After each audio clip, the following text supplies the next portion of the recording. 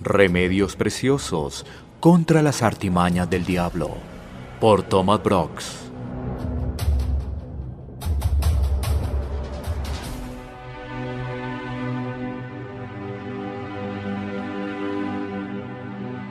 Ahora, en este último capítulo, vamos a pensar en algunos hechos importantes que los creyentes deben considerar cuando son tentados.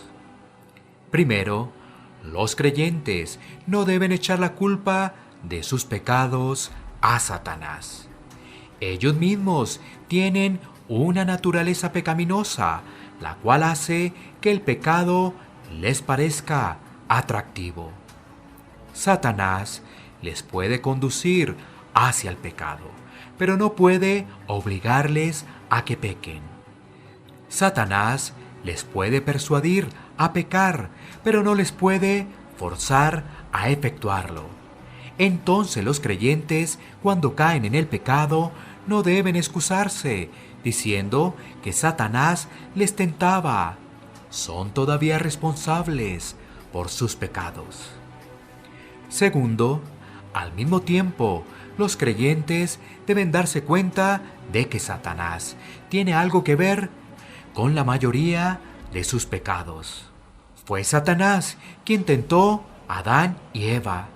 Satanás puso en el corazón de Judas el entregar a Cristo a sus enemigos. Sin embargo, Satanás necesita dos clases de permiso antes de que pueda hacer algo en los creyentes. Primero, veamos del caso de Job. Satanás tuvo que pedirle permiso a Dios antes de poder hacerle cosa alguna a Job. Dios dijo a Satanás que podía atacar a Job, pero que no quitara su vida. Entonces Satanás necesita conseguir el permiso de Dios para poder atacar a los creyentes. Segundo, en el libro de Hechos vemos cómo Satanás llenó el corazón de Ananías para que mintiera a los apóstoles y a Dios. Sin embargo, el apóstol Pedro preguntó a Ananías por qué dejaba que Satanás llenara su corazón. Entonces podemos ver que Ananías dio permiso a Satanás para que le condujera a ese pecado. Hechos 5:3. Entonces Satanás necesita conseguir el permiso de los creyentes antes de poder hacerles daño. Tercero, las únicas armas que son útiles para resistir al diablo son espirituales. Vestíos de toda la armadura de Dios para que podáis estar firmes contra las acechanzas del diablo. Efesios 6:11. La fuerza humana es impotente en contra del diablo. Las buenas intenciones, la voluntad humana y las mejores resoluciones no son suficientes en esta lucha. Satanás es demasiado fuerte. Los creyentes necesitan el poder de Dios y la verdad de Dios para resistir las tentaciones. Cristo le contestó al diablo con la palabra de Dios. Pablo dice a los creyentes que se fortalezcan en el Señor y en el poder de su fuerza. Efesios 6:10. Cuarto, los creyentes deben acordarse de que Satanás ya ha sido derrotado. Cristo triunfó sobre Satanás cuando murió en la cruz. Ahora proporciona a su pueblo el poder para vencer a Satanás. Algún día la victoria de Cristo sobre Satanás se manifestará a los ojos del mundo.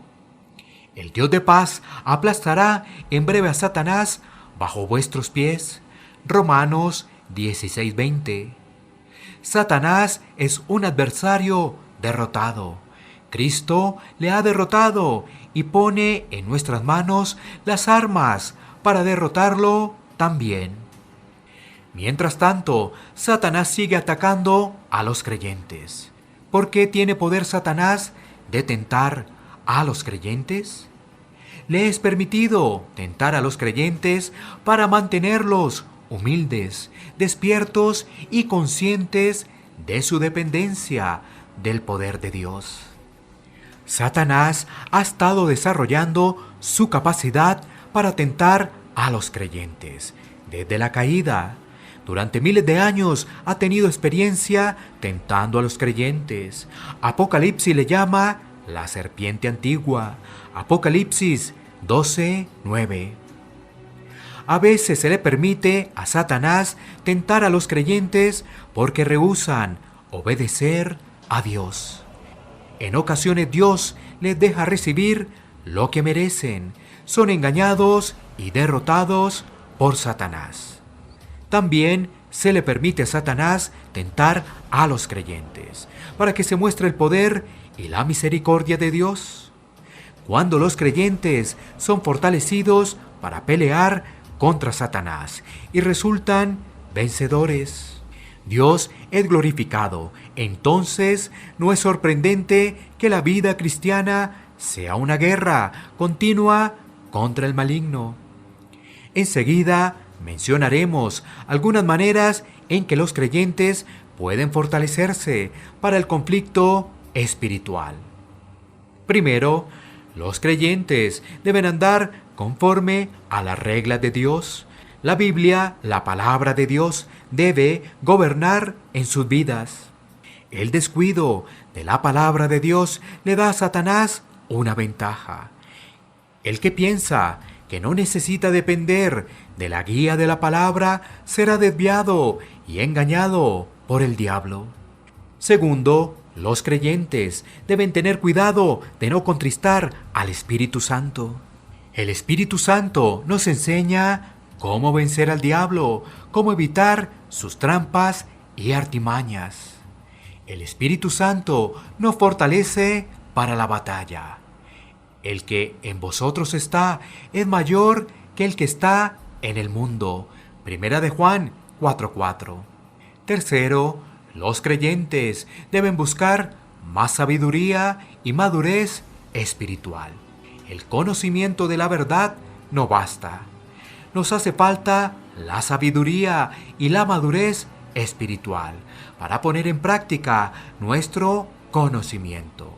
El libro de Proverbios nos servirá mucho para ir adquiriendo esta sabiduría.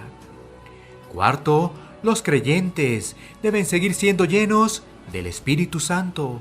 No es suficiente que el Espíritu more en nosotros.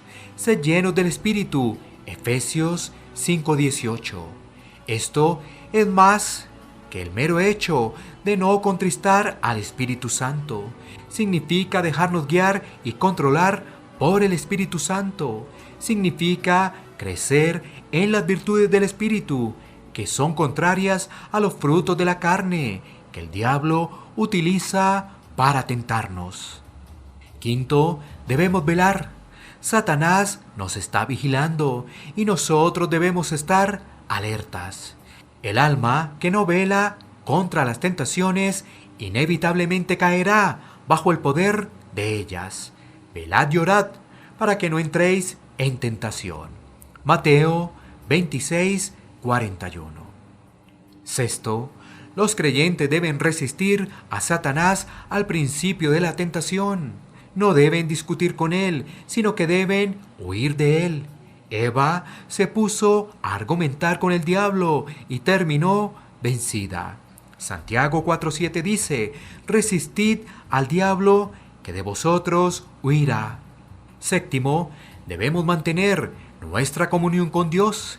Mientras David mantuvo su comunión con Dios, estuvo firme y triunfó sobre todos sus enemigos. Cuando se relajó y descuidó la comunión con Dios, fue derrotado fácilmente por las tentaciones del diablo. Octavo, los creyentes deben orar y buscar nuevas fuerzas cada día. No pueden contar con la fuerza que tuvieron en el pasado. Necesitan nuevas fuerzas cada día. Necesitan recibir fortaleza continuamente. Esta fortaleza puede recibirse solamente por la oración, el estudio de las Escrituras y el compañerismo cristiano. Por último, debemos estar agradecidos cuando escapamos de los ataques del diablo. Es una bendición muy grande cuando somos ayudados por Dios a resistir la tentación. Escapamos del peligro y de muchas tristezas que de otro modo habríamos sufrido. Mientras que los demás hombres son llevados cautivos por el enemigo de sus almas, los creyentes deben estar agradecidos que no les suceda lo mismo.